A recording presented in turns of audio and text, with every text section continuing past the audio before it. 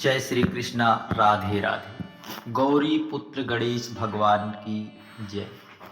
उमापति महादेव की जय। आज हम सभी लोग बड़ी ही पवित्र पावन बृहस्पतिवार की कथा को श्रवण करेंगे। बड़े ही प्रसन्न चित्त भाव से श्रवण करेंगे कि किस प्रकार एक महान प्रतापी राजा की पत्नी के द्वारा भगवान बृहस्पतिवार अर्थात बृहस्पतिवार के दिन छोटी सी गलती करने के कारण उसका सारा साम्राज्य छिन्न भिन्न हो गया। तो आइए उन्हीं बृहस्पति देव को प्रसन्न करने के लिए इस कथा को हम सभी लोग श्रवण करते हैं और भगवान बृहस्पति से यह कामना प्रार्थना करते हैं कि हम सभी के जीवन में जो जो दुख संकट छिन्नता भिन्नता आई है, जिस प्रकार राजा के जीवन में आई थी, उस प्रकार जो आई हुई समस्याएं हैं, जिस प्रकार राजा को पुनः राज्य प्राप्त हुआ, उसी प्रकार हमारे जीवन में जो कष्ट दुख चल रहे हैं वह बृहस्पति देव की कृपा से हमें जरूर आनंद एवं सुख की प्राप्ति हो। बोलिए बृहस्पति देव भगवान की जय। भारतवर्ष में एक महाप्रतापी राजा और एक दानशील राजा बड़ी ही प्रसन्नता पूर्वक अपना राज्य किया करते थे। वह नित्य गरीबों और ब्राह्मणों की सहायता किया करते थे। यह बात उसकी रानी को बहुत ही अप्रिय लगती थी। वह इस बात से जलती और घृणित थी, अर्थात घृणा करती थी। और वह न गरीबों को दान देने देती, न भगवान का पूजन करने देती। राजा को भी दान देने से मना करती, अर्थात वह ईर्ष्या करती। एक दिन राजा शिकार खेलने के लिए वन में चले गए तो रानी महल में अकेली ही थी। उसी समय बृहस्पति देव साधु के वेश में राजा के महल में भिक्षा मांगने के लिए आए। रानी ने भिक्षा देने से इनकार कर दिया और कहा, हे साधु महाराज, मैं तो दान पुण्य से तंग आ चुकी हूँ। मेरा पति सारा धन लुटाते रहते हैं। मेरी इच्छा है कि धन नष्ट हो जाए, फिर ना रहेगा बांस ना बजेगी बांसुरी। साधु ने कहा, देवी तुम तो बड़ी ही विचित्र हो। धन संपदा पुत्र वैभव किसको नहीं चाहिए, यह तो पापियों को भी चाहिए। यदि तुम्हारे पास धन है तो भूखे को भोजन करा दो, प्यासों के लिए प्याऊ बनवा दो, गरीब कन्याओं के लिए विवाह में लगा दो, मुसाफिरों के लिए आप धर्मशालाएं बनवा दो। ऐसे कई सारे काम हैं जिनसे तुम्हारा यश लोक परलोक में फैलता रहे। परंतु रानी पर उपदेश का कोई प्रभाव न पड़ा। वह बोली, महाराज आप मुझे कुछ ना समझाइए, मैं ऐसा धन नहीं चाहती जो हर जगह बांटती हुई। साधु ने उत्तर दिया, यदि तुम्हारी ऐसी इच्छा है तो तथास्तु। तुम ऐसा करना कि बृहस्पतिवार को घर लीप कर पीली मिट्टी से अपना सिर धोकर स्नान करना, भट्ठी चढ़ाकर कपड़े धोना। ऐसा करने से आपका सारा धन नष्ट हो जाएगा। इतना कहकर वह साधु महाराज वहां से आलोप हो गए। परंतु रानी समझना पड़ी। साधु के अनुसार कही गई बातों को पूरा करते हुए रानी ने केवल 3 ही बृहस्पतिवार बीते थे कि उसका समस्त धन संपत्ति नष्ट हो गई। भोजन के लिए राजा का परिवार तरसने लगा। तब एक दिन राजा ने रानी से बोला, हे रानी, तुम यही रहो, मैं दूसरे देश जाता हूँ, क्योंकि यहाँ सभी लोग मुझे जानते हैं, इसलिए मैं यहाँ छोटा कार्य नहीं कर सकता। ऐसा कहकर राजा प्रदेश चला गया। वह जंगल से लकड़ी काट कर लाता और शहर में बेचता। इस तरह वह अपना करता रहता था। इधर राजा के परदेश जाते ही रानी और दासी अत्यंत दुखी रहने लगी। एक बार जब रानी और दासी को 7 दिन तक बिना भोजन के रहना पड़ा। कितने दिन तक? 7 दिन तक। तो रानी ने अपनी दासी से कहा, दासी, पास ही के नगर में मेरी एक बड़ी बहन रहती है, वह बहुत धनवान है, तू उसके पास जा और कुछ ले आना, ताकि थोड़ा बहुत अपना भी गुजर बसर चल सके। दासी रानी के बहन के पास गई। उस दिन दैव संयोग से गुरुवार था और रानी की बहन उस समय बृहस्पतिवार की व्रत कथा अर्थात भगवान गुरुवार की बृहस्पति देव की कथा श्रवण कर रही थी। दासी ने रानी की बहन को अपनी रानी का संदेश दिया, लेकिन रानी की बड़ी बहन ने कोई उत्तर नहीं दिया, क्योंकि यदि कथा श्रवण कर रहे तो कोई भी बातें नहीं श्रवण की और उसे कोई उत्तर नहीं मिला तो वह बहुत दुखी हुई और उसने क्रोध भी आया। दासी ने वापस आकर रानी को अपनी सारी स्थिति बताई और अपने भाग्य को कोसा कर दी। उधर रानी की बहन ने सोचा मेरी बहन की दासी आई थी परंतु उससे नहीं बोली, इससे वह बहुत दुखी हो गई। कथा सुनकर पूजन समाप्त करके वह अपनी बहन के घर गई और कहने लगी, हे बहन, मैं बृहस्पतिवार का व्रत करती थी, तुम्हारी दासी मेरे घर आई थी परंतु जब तक कथा होती है तब तक ना उठते हैं और ना ही बोलते, इसलिए मैं नहीं बोली। कहो दासी क्यों गई थी? रानी बोली, बहन तुमसे क्या छिपाऊं, हमारे घर में खाने तक को अनाज नहीं है। ऐसा कहते कहते रानी की आंखें भर आई। उसने दासी समेत पिछले 7 दिनों से भूखे रहने तक की बात कही, अपनी बहन को विस्तार पूर्वक सुनाई।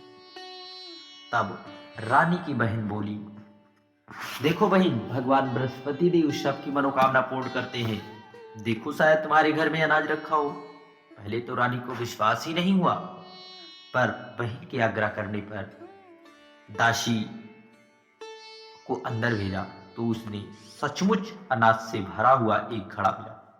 यह देखकर दासी को बड़ी हैरानी हुई। दासी रानी से कहने लगी, हे रानी, जब हमको भोजन नहीं मिलता तो हम व्रत ही तो करते थे, इसलिए क्यों ना ही इससे व्रत और कथा की विधि पूछ ली जाए ताकि हम भी यह व्रत अनुष्ठान कर सकें। तब रानी ने अपनी बहन से भगवान बृहस्पति देव की कथा के बारे में पूछा। उसने बताया कि बृहस्पतिवार के दिन व्रत में चने की दाल और मुनक्के से भगवान श्री हरि नारायण विष्णु का केले की जड़ में पूजन करे तथा दीप जलाए, कथा सुने, पीले भोजन का ही प्रयोग करे और इस दिन हो सके तो पीली वस्तुओं का ही दान करे, इससे बृहस्पति देव प्रसन्न होते हैं। व्रत और पूजा विधि बताकर रानी की बहन अपने घर लौट गई। 7 दिन के बाद गुरुवार आया तो रानी और दासी ने व्रत रखा। गुड़साल में जाकर चना और गुड़ लेकर आई। फिर उसने केले की जड़ तथा भगवान श्री हरि विष्णु का पूजन किया।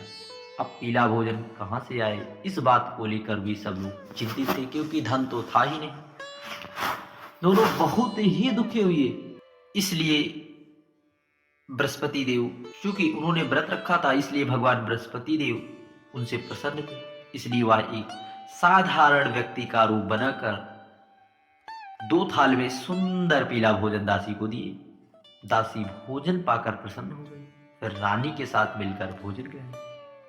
उसके बाद सभी गुरुवार को व्रत और पूजन करने लगे। बृहस्पति भगवान की कृपा से उसके पास फिर से धन संपत्ति आ गई, परंतु रानी फिर से पहले की ही तरह आलस करने लगी। तब दासी बोली, देखो रानी, तुम्हें पहले भी इस प्रकार आलस करती थी, तुम्हें धन रखने में कष्ट होता था, इसी कारण सभी धन वैभव नष्ट हो गया और अब जब भगवान बृहस्पति की कृपा से धन मिला है तो तुम्हें फिर से आलस है। रानी को समझाते हुए दासी कहती है, बड़ी मुसीबतों के बाद हमें यह धन मिला है, इसलिए हमें दान पुण्य करना चाहिए, भूखे मनुष्य को भोजन कराना चाहिए, धन को शुभ कार्य में खर्च करना चाहिए, जिससे तुम्हारे कुल का यश बढ़ेगा, लोक परलोक में तुम्हारी कीर्ति बढ़ेगी। दासी की बात मानकर रानी अपना धन शुभ कार्य में खर्च करने लगी, जिससे पूरे नगर में उसका यश फैलने लगा। बृहस्पतिवार व्रत कथा श्रद्धा के समय साथ आरती की जानी चाहिए, उसके बाद प्रसाद बांटकर उसे ग्रहण जरूर। अब आइए राजा की क्या स्थिति है, राजा किस प्रकार अपना दिन व्यतीत करता था, उस कथा को श्रवण करते हैं। एक दिन दुखी होकर जंगल में एक पेड़ के नीचे आसन जमा कर बैठ गया। वह अपनी दशा को याद करके व्याकुल होने लगा। बृहस्पतिवार का दिन था। एकाएक उसने देखा कि निर्जन वन में एक साधु प्रकट हुए। वह साधु स्वयं बृहस्पति देव थे।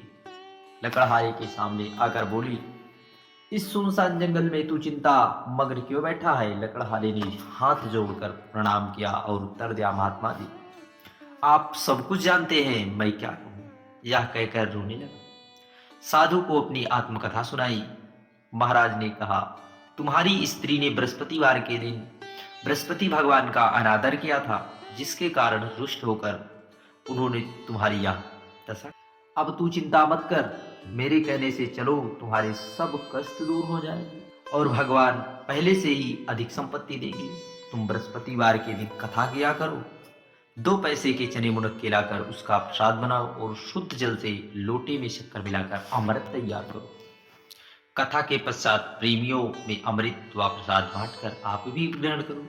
ऐसा करने से भगवान तुम्हारी जो भी मनोरथ है वह जरूर पूर्ण करेंगे। साधु के ऐसे वचन सुनकर लकड़हारा बोला, प्रभु, मैं लकड़ी बेचकर इतना पैसा कहाँ से लाऊंगा, क्योंकि मेरा इस लकड़ी बेचने से मेरा पेट ही पल जाए। यही बात है, मैं मुनक्का और चना कहाँ से लाऊं।